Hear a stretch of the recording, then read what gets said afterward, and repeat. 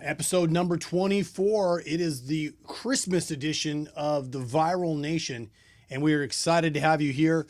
I think I say that every single time, but we're going to continue to say it because we are excited that you're here. In today's show, we are going to run down a little bit about Kawasaki and their new 2023 team. We're going to talk about Supercross or the Super Motocross series that's coming up for 2023. We're going to go through all of our new viral brand riders that we have that you can be watching on TV at the Supercross rounds this year. And we got some more. So stay tuned to episode number 24 of the Viral Nation.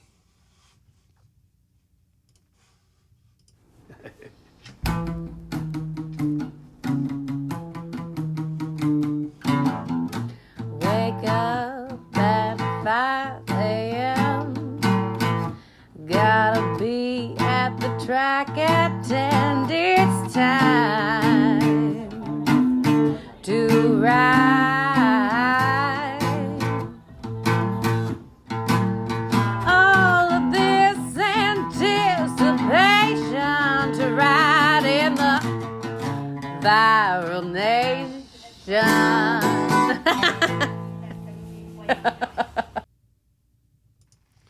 Hey guys, we are back with another episode of the Viral Nation. We are here on December 23rd, so it's right before Christmas. We are excited for the upcoming year. Get 2023 behind us. The weather here in Seattle, up in the Seattle area in the Pacific Northwest, has been absolutely horrendous. Extremely cold weather, lots of snow, but the biggest thing we've got is we had a ton of ice. So Viral Brand has been kind of open, kind of not. We've been kind of coming and going, who can get here and who can't. But we are here today in the studio to make sure that we get another episode of the Viral Nation for our all 12 fans that like to listen to this show. We really appreciate you. So let's first talk about Super Motocross. Now, in all fairness, I hate the name. It reminds me of when they tried making the lights classes and then I don't like it, but it is what it is, and we're gonna and I know that statement kind of stinks, but that is what we're kind of dealt with right now. Is it going to be Super Motocross for a little bit longer? I don't know if it's going to last. Supercross to me, motocross to me are two distinctively different things. I know that Super Motocross kind of takes you all the way back to the 70s when this sport first started. And I mean, really, that's really what Supercross was. It was designed to be bringing motocross, right, which was outdoor racing inside of stadiums. And, you know, and the original concept of it was to make an outdoor track indoors. And I know the concept now, in all fairness, and nothing against Feld and MX Sports, but man, it sure feels to me like a knee-jerk reaction to the World Supercross deal that happened. And it's 3 races at the end. I mean, what I hope they do, I was talking to a buddy of mine the other day, and I think the blue plate with gold numbers, that's the old David Bailey plate when he was a grand national champion. That was kind of the same concept. You combined all your points from Supercross and you combined your points from motocross, and that gave you an overall champion. And that's kind of what we're doing with the Super Motocross thing. You know, as I said, I'm not 100% sure I'm going to like it. We will see at the end of this year how it all plays out. I like more racing. I know the riders don't always like more racing, but from a fan's perspective, I like more racing. From a fantasy motocross perspective, more is better, right? I mean, that's perfect English, right? But the more, the better. So, but we'll see what happens. And I'm not gonna blast it and say that I hate the name. That I'm not stepping away from that one at all. I don't like the name Super Motocross, but it is what it is as far as what we have for a name, so we're going to have to deal with it. We are going to talk a little bit about the Kawasaki team. When they released their original team, they were missing a rider, and now they have a rider back on the team. But let's pop through the list. Let's take a look at some of the riders that will be on the team, and let's take a quick look at their intro video that they just put out. This was just a day ago, and Kawasaki just put out their intro video, and it is pretty cool. It is a super cool behind the scenes video that they just put out. And we are going to pop over to that here in just one second. but those guys are ready to go. And obviously I ride Kawasaki. I have ridden Kawasaki's for a long time. Raced for Yamaha, I raced for Suzuki. I've had opportunity to race for KTM over the years. All of them are good brands. I just like Kawasaki. I can't really. The bike fits me really well. The bike fits almost everybody that's ever ridden it really, really well. My son, who really, he's kind of up and down on whether he likes to ride, loves the bike. When he does like riding, he loves the way the bike feels. Kawasaki also puts out one of the coolest looking bikes with the green and the black. I mean, everything. It's just super cool. So let's take a quick look at the new 2023 intro video from Kawasaki and Monster Energy. Now, as I said, it's pretty cool. They don't tell you a lot about the riders. Obviously, you got Faulkner and Tickle right there. Tickle, you got McAdoo's going to be back in the 250 class. You got Jet Reynolds. You got McGrath there, 50-some years old and still making intro videos. Joe Shimoda, he's my pick for 2023. That kid is going to be on fire. And then, as I said, when you go to their actual list of riders, they're missing a rider. And when you look at it, you're like, well, hey, wait a minute. What's the deal on that, right? Well, what it looks like to me is like they hadn't decided yet that they were going to have Ryder DeFrancisco on the team.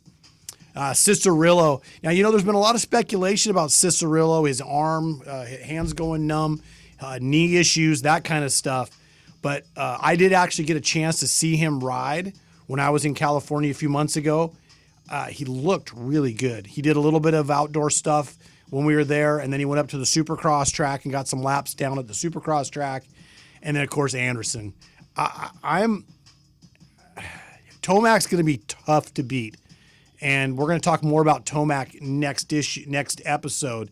But I'll say this, that if everything is going right for Anderson, it could be his year.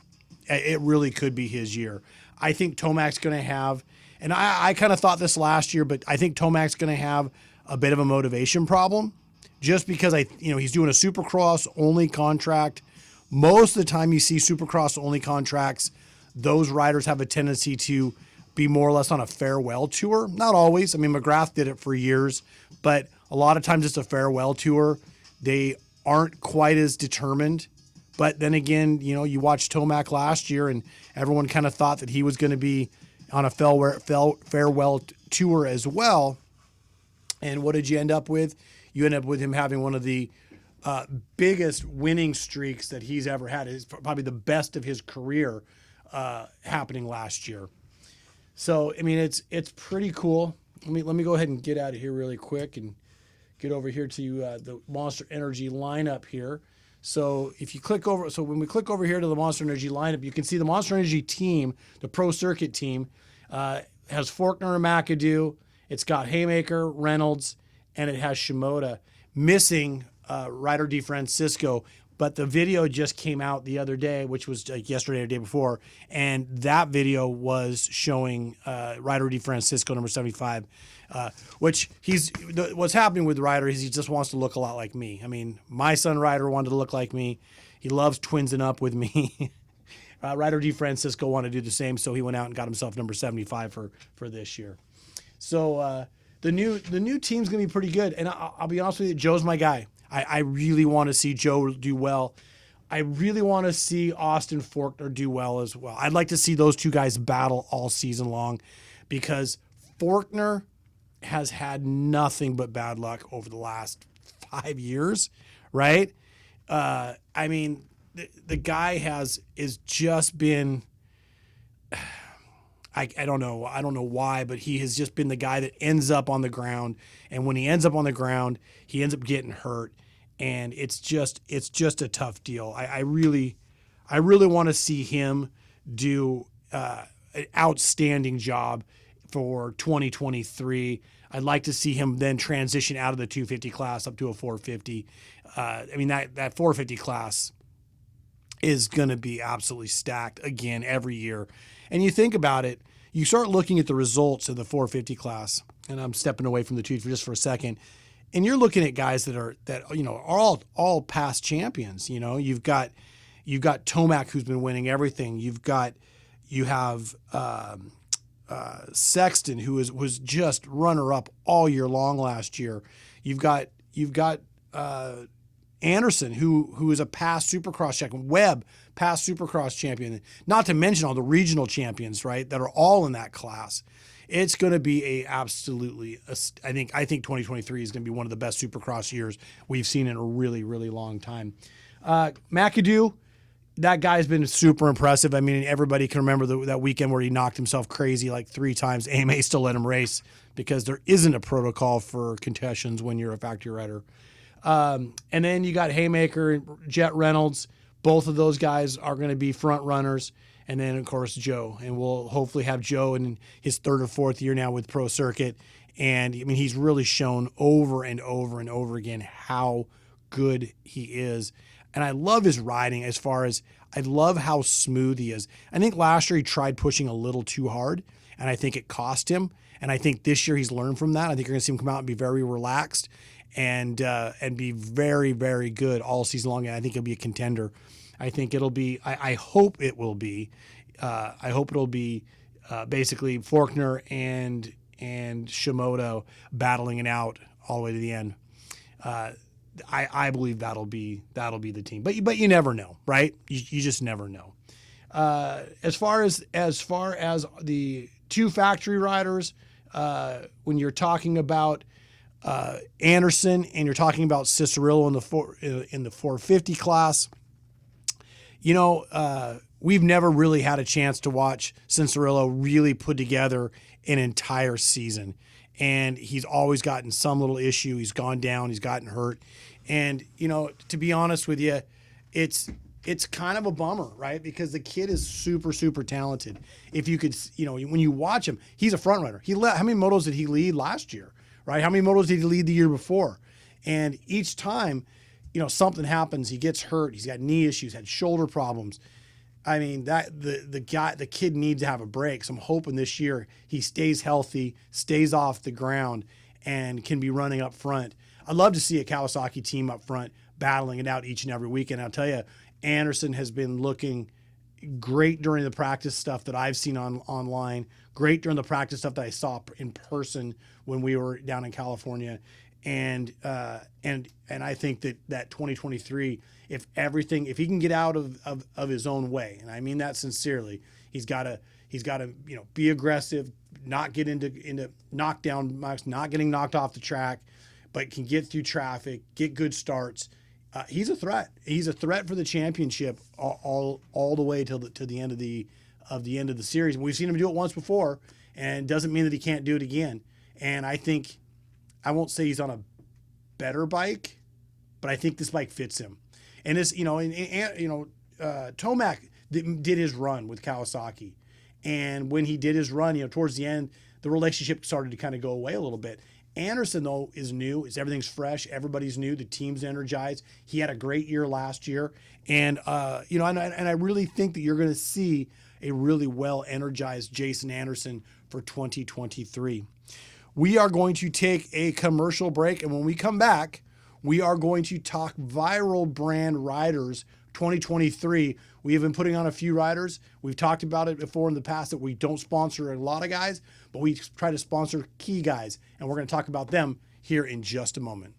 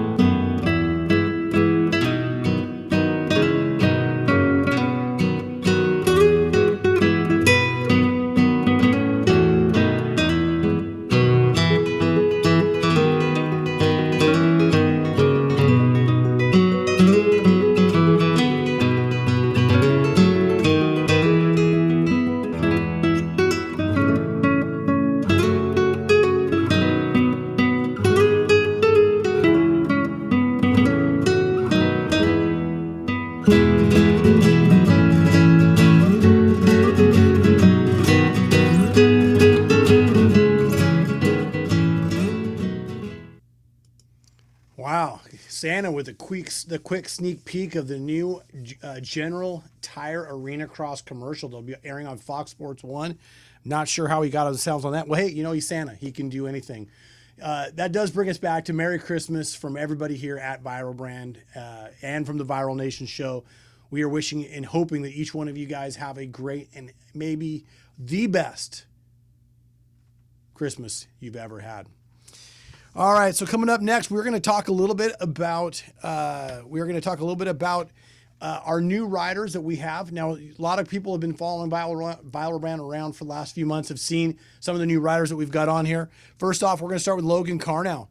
Logan is our guy. He has been with us. He started with us back in 2017 season, 2016-2017 season through the PRMX team that we were sponsoring back then, Julian and his crew. And he ended up moving away from the team. We ended up pulling back from Supercross for a while. But when we made the decision to come back into Supercross this year, he was one of the first guys that we reached out to, and we were able to put a deal together. And we are super stoked to have Logan on board. Obviously you can go check out some of Logan's stuff. He's been doing quite a bit of riding. You can find him on Instagram. Obviously, he's got some interesting sponsors for 2023. You did him a lot in 2022. Was able to pick up a full sponsorship from those guys. Plus, he's a Viral Brand guy. So make sure you head on over, check out Logan. You can look at his Instagram. You can check out his program. You can see some of him riding. We've got some stuff that we've been posting about Logan. And let me tell you, he's got I think if you go to logankarnow.com, you can go to his website, and he actually has merch on there you can get as well. So if you're interested in getting some Logan Karnow merch, head on over to his website, and we'll have a link in the bottom of this video where you can get that as well. Next up, we just signed, starting just last week, we ended up signing Tristan Lane. Tristan Lane is our new 2023. He's a 450 rider. He's out of Florida. And the guys at Rob's YCF, one of our dealers in Florida, is friends with him along with Logan Mortberg. And they said, hey man, you should talk to Tristan, see if he's interested. One of the things that I do, and this went along with Alessi as well, when we first meet with a rider, I'm not just looking for a rider to pay, right? I don't want him wearing my goggles because he wants to get a paycheck. Now that's part of the program, right? For some of these guys, we have contingency programs in place for our Supercross guys. But what I really want from our riders is I want riders that want to wear the product. So when I sat down with Mike Alessi, we were up at a restaurant up in upper California there, up in the high desert. And I told Mike, I said, I'm not really interested in having you on the team if you don't like my product. I don't want you just to wear it for a little while and then jump back to another goggle when you're done with our program. And Mike tried the goggle, loved it. Obviously, we signed Mike Alessi. He was our first big signing of the year. Tristan was the same thing. When I had a conversation with him, said the same thing to him. I said, look, as much as I'd like to have you on board, I really want to make sure you like the goggle. I want you to make sure that it's a goggle you feel, one, is the best product you can put on your face. So that when you're riding, you're not thinking about your goggles, right? So that you're getting the best visuals that you can get. So he took the goggles out, went out and rode with them. And we ended up signing him last week. Loves the goggles. You can see some here on his Instagram feed that he is running some of the stuff right now.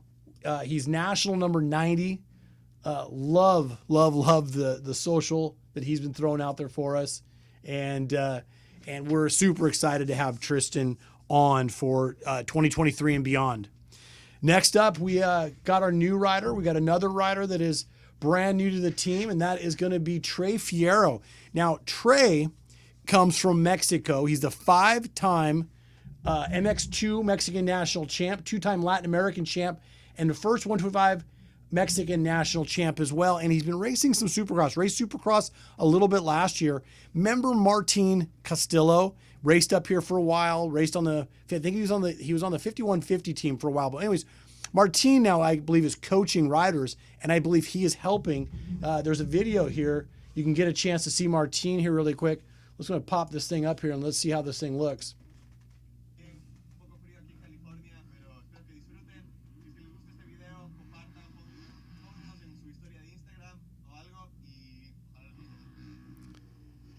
And here is Tre Fierro right here, number 158. Now, he has not got our products yet. He has been running the 100% product line, but he is going to be running our stuff as of, I think, probably tomorrow or first of next week. Obviously, Christmas shipping's been a little bit difficult, but he's looking good. I mean, he made a few main events last year. He's feeling a whole lot better this year, and I'm super excited to see how Tre is going to do in the 250 class. Now, most of the riders that we signed this year, we have signed in the 450 class. Ludo MacLer, and I don't have any video or anything from Ludo, but Ludo MacLer has been racing for us in the past as well. Ludo came to the United States in 2018, 2019, and then in 2020 he was here as well. Didn't come back in 21 or 22, but he is back from France this year. And Ludo will be running a couple select events this year for us in the 450 class, and he is going to be one of our riders as well. Next up is we have our futures rider, Braden Spangle. Braden Spangle is a Northwest kid. He has been riding up here in the Northwest for quite a while, has been doing outdoor nationals, had some success making mains in the outdoor nationals. This year, he is pushing hard. He's been living down in California. He's been training and testing down there and getting ready for the Futures program. So you can watch Viral Brand this year in the 450 class at each round. You can see us on the West Coast 250 round with Tre. You're going to be able to see Ludo in a couple of the 450 rounds. So we'll have 3 riders in the 450 class at a few rounds, 2 throughout the entire season. And then you're going to have a few of the futures ride. You'll be able to get behind, and you'll be able to watch Braden Spangle as he attempts to get his pro license and start racing Supercross full-time in 2024. And we are just super excited to be part of these guys' programs. As you notice, we don't have every single rider. We don't go out and try to do what, nothing against FXR and nothing against, these other companies that just throw product at every single privateer. Trust me, if I had a budget, I would love to be that company, but I'm not. So what we try to do is find really, really good riders that we believe are going to be an asset not only to Viral Brand as a company, but also we can provide them with great product, great support, and have them ready, have them not having to think about their goggles, not having to think about the optics that they need to get round to round, and they just have to focus on racing. There's a lot that goes into a privateer program. One of the things that most privateers that aren't out of a semi, because there's privateer semi teams as well. That's what we ran. We ran when we were a factory support team, but we were out of a semi. We had a support staff. We took care of our riders. Our riders never had to do goggles. Our riders never had to clean their helmets. They never had to get new riding gear. But if you're a privateer, and you're going round and round out of your Sprinter van, right? There's a lot to it. You're the main guy. You have to make sure your mechanic's on top of it. Make sure your gear's ready to go. Make sure your goggles are ready to go. Those are all things that we are trying to take care of for our riders. And it's our program so far going into 2023. Hopefully we do a good job, and going into 2024, we've got more riders that are going to want to race with us. With that being said, we are looking for one East Coast 250 pro rider. So if you know of an East Coast 250 pro rider that is going to be doing the entire East Coast series, please give them our information or have them reach out to us. They can reach us at sales@theviralbrandmx.com. Sales@viralbrandmx.com. That's viralbrandmx.com. And have them get in touch with me, or they can get a hold of us through Instagram or through one of the social ones as well. We're going to take a quick commercial break, and when we come back, we are going to talk a little bit about no fog, which is something that we hear a lot of riders that have problems with fogging goggles. Not so much with our goggles, but with goggles in general. And we got a few quick tricks and techniques that you can use to make sure your goggles never fog up. We'll be back in just a moment.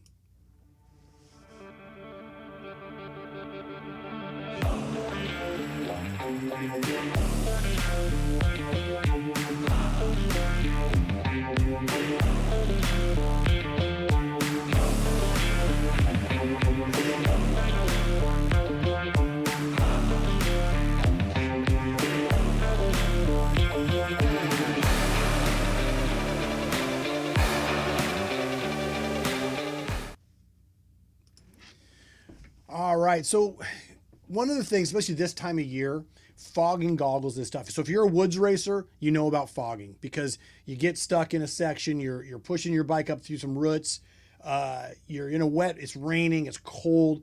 Fogging goggles is one of the number one problems. One of the things that we, back when we had Tristan Hart. Now Tristan Hart's a KTM factory guy now, but back when he raced for SRT, he raced for us. And matter of fact, there's a great picture from 2017, I believe.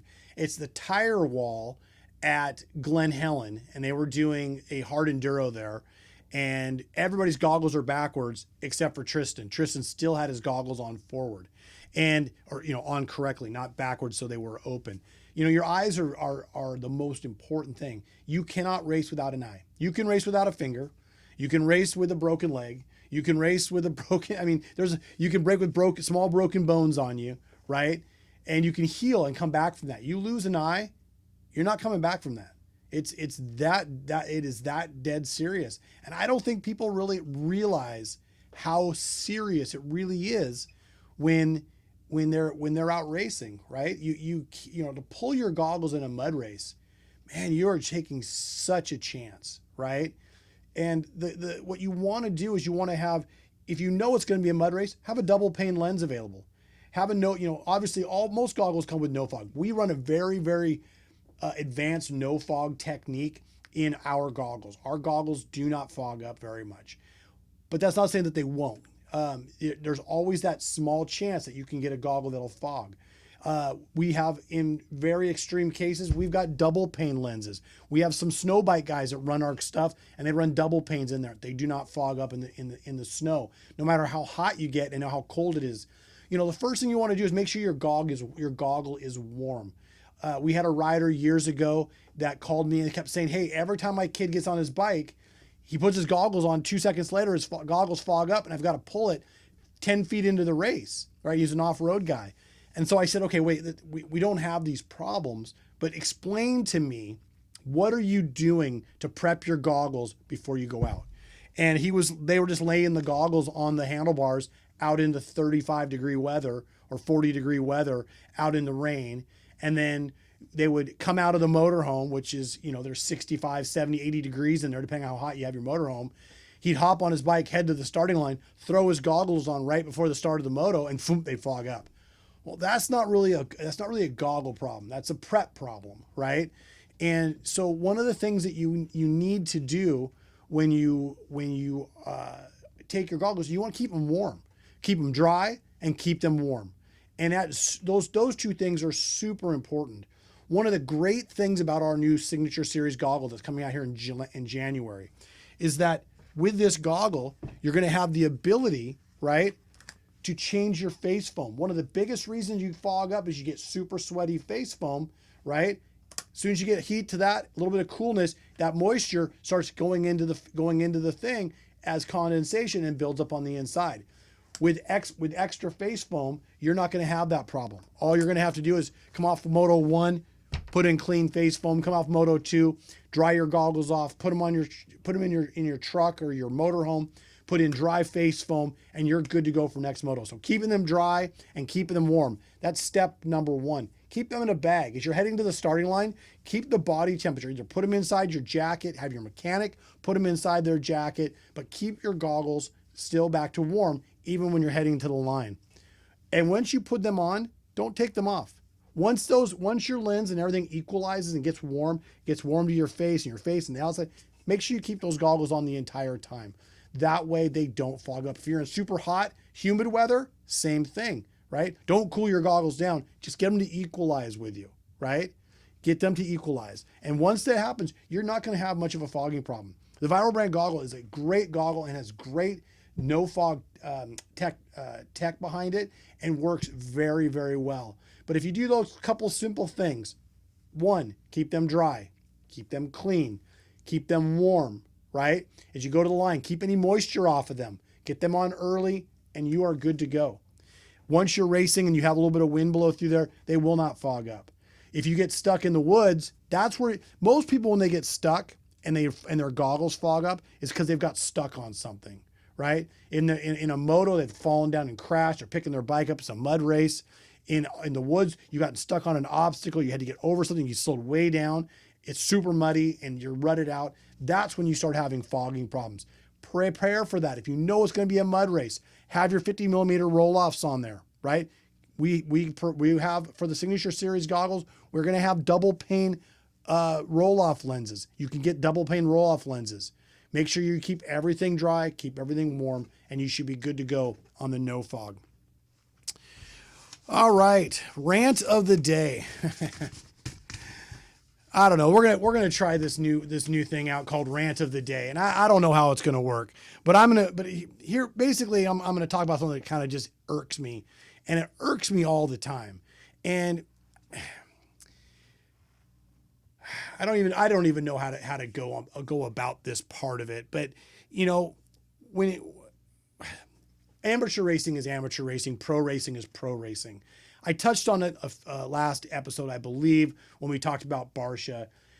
I'm hoping that the AMA and Feld Motorsports has come to some sort of agreement with themselves on how they're going to police the racing.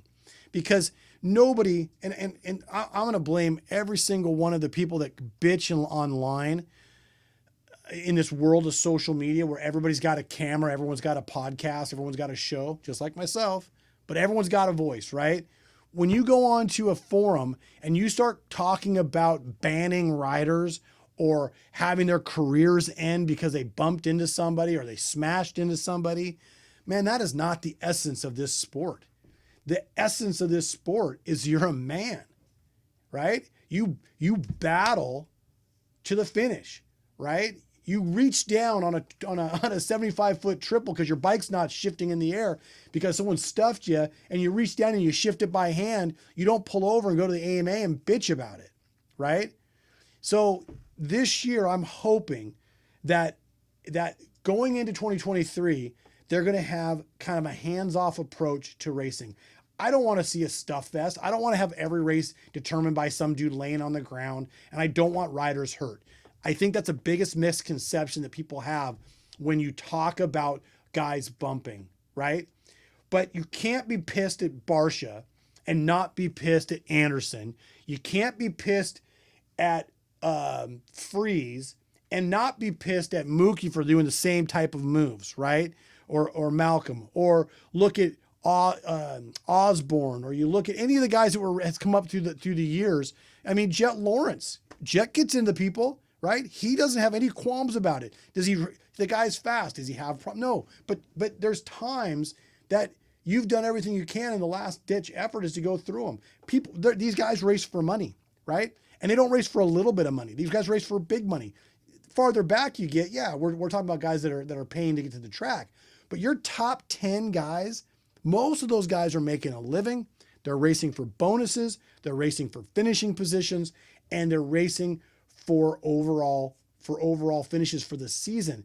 That deal with Barcia and Malcolm last year, where Barcia stuffed them, and I'll go to my grave saying Malcolm should have known, right? He should have known. I'm not saying anything wrong about Malcolm. I made stupid mistakes riding motorcycles. I did one just at the Glen Helen race and cost myself the 3rd overall because I just wasn't aggressive enough, right? That's just life. I mean, people make mistakes. Malcolm was an amazing rider, right? And he might be a tick slower than his brother, but damn, the guy's got a career that's lasted twice as long, right? So the guy is talented, but on the same token, he should have been more aware of Barcia. Barcia got heavily aggressive, got in there. He's racing for points. For them to take that away from him and fine him and take his points, cost him his overall for the season, I think that was much shit. And my dad, rest his soul, my dad said something down when I first started racing Supercross. We'd only been doing it a couple years, and we had this. There's always talk about unionization in motocross, right? And it's never happened, and I don't know if it ever will, but there's been a talk of it, right? So this was like 1990, I think, maybe 89. I think it might have been 89 and 90. I forget what year it was, but they decided to have a rider representatives, right? So because at the time, Ricky Johnson and Jeff Ward and Brock Glover, they'd go to Savitsky, or they'd go to the AMA or Pace or whoever was the sanctioning body at the time, and they would go out and say, hey, we don't like this part of the track. We don't like this part of the track, whatever. And we ended up getting Bevo Forte, right? Bevo's a legend in the sport. He is, he's part of 100%. He's been with part of Scott Goggles. He was Bob Hannah's mechanic. But I was pretty bummed. I mean, in all fairness, at the time, I was pretty bummed because we wanted to have some representation for the privateer guys. And it actually happened to Lance Smale. Lance was racing, and this was before they had tough blocks. We had hay bales, and they were trying to clean up the look of the sport, and they decided to come out with hay bale covers. Lance had got into the hay bale covers. They got wrapped around his foot peg, then got into his rear brake. He lost his brakes, and I don't know if he finished. I don't think he did very well that weekend. And so he was complaining about it. And all the riders were complaining about it. All the privateer guys had gone to Bevo and said, hey, man, we need some help. These hay bale covers are dangerous. They're coming off all the time. They're getting into brakes. It's costing us races and that kind of stuff. And his response was disappointing. It was, hey, you're lucky to be here type response, right? That response is an industry response. It's not having a rider behind you as a response. And going forward, my dad said at that point, he said, the only thing consistent, sorry for my little segue, but only thing consistent about the AMA was their inconsistency. And to this day, it really hasn't changed a lot, right? The AMA and Feld now, their claim to fame, or their only thing they're consistent about, is their inconsistency. And so to end my rant, I hope that in 2023, they become very, very clear on their bumping rules, and their fining rules. And they don't just go after Barsha because everyone bitches about him, right? And they don't go after Freeze because they all bitch about him, right? But they don't bitch about Anderson, and they don't bitch about other riders that do the same thing, right? I want it to be kind of a straight across deal, aggressive riding deal. But aggressive riding is what made this sport. If you take that out of the sport, we have follow the leader. And I don't want to see follow the leader. That's not why we race this sport, right? It's not why I raced it when I was growing up. It's not why people watch the sport. They watch it for the racing, for the side-by-side, for the banging bars. That's why they watch this thing. And I hope the Feld and AMA get it straightened out and have a really clear picture on what they're going to do. And the clear picture is something that, if it's dangerous, like cross jumping in the air, to me, right, intentionally, that's dangerous. I mean, that person should get disqualified for that. Should be black flagged, right? If you cross jump somebody, that's 30 feet in the air, you're doing 45 miles an hour, and the ground is super hard and super cross. It's not soft, right? A cross jump like what happened last year with Faulkner and Lawrence, that's a different deal. That's a outside and he hooked and kind of bounced him back. Now that's a mistake, right? But to come across a jump, look over at your guy and cut across his front end in the air, that's something. You don't see that very often, right? You really don't. Most of these guys know, they're all professionals, but it is one of those things that you need to look at, be careful of. And I don't think that you'll see much of that. That's my rant for the thing. We'll see how that goes. We'll see if we'll keep it in the show. Not sure if we will. Contest. We talked about it last week. I did not get it up. With all the snow and the limited time we've been down here, I've been so behind on everything else we've got going on. I didn't get the contest up, but the contest will be up next week. Bar none. The contest will be up next week, and you'll have a chance to be able to win some goggles going through the 2023. It's tough. Don't get me wrong. We've done this contest in the past, and it is a tough contest, but we will have this contest running starting next week. I'll have it up so you can see it. I also want to welcome our newest partner in Italy. So John Bonney from Wind Trading Inc. is our newest partner in Italy. He's handling all of Europe for us. So if you are in Europe and you're watching this, we are working diligently right now to bring Viral Brand goggles to Europe so that you can get at some of the leading edge technology that we have here in the United States that you can have in Europe, from our 50 millimeter tear-offs or roll-offs to our laminated tear-offs to our quick change face foam, quick change strap, modular goggle design, all that. John Bonney, who's been around for 50 years in this industry, he's got a big team of guys, and they are actively looking for distributors in Europe right now. If you know of a distributor or you are a distributor, get a hold of John Bonney over in Italy at Wind Trading, and he will take care of you. Last up is our closing thoughts. We are going to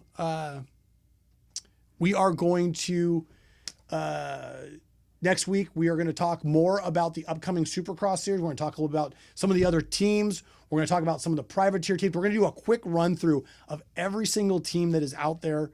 I wanted to touch on Kawasaki. I like Kawasaki, so that's why we touched on Kawasaki today. Next week, we're going to go through all the teams, all the different riders, and we're going to talk a little bit more about Viral Brand, the product, and we're going to talk a little bit more about some of the other riders that we have out there that we have riding for us. So if you are a rider, make sure that you get some information to us. Go ahead and contact us right through the right below in the comments below.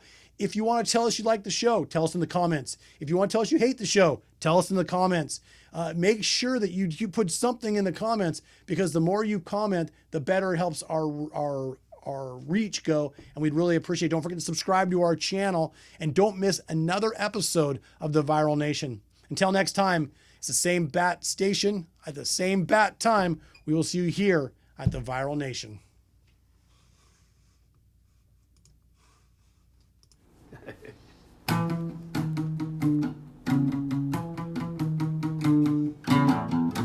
Wake up at 5 a.m. Gotta be at the track at 10. It's time to ride.